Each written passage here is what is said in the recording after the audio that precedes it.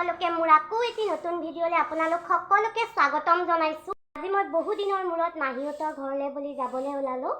মাহীহঁতৰ ঘৰ ঢাকুৱাপাৰাত, তালৈকে যাম। এতিয়া ভাবিলোঁ আপোনালোককো দেখাওঁ।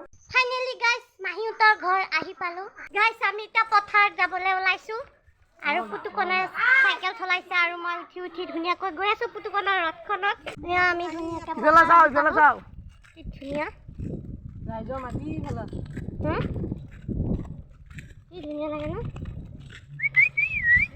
বহুত বেছিয়ে ধুনীয়া মানে পথাৰৰ এই দৃশ্য। এয়া আমাৰ হাঁহৰ মাংস ৰেডি বৰ্তমান।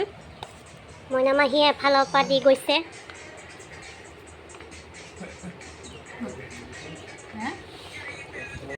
ভিডিঅ' এটা কৈ থৈছোঁ।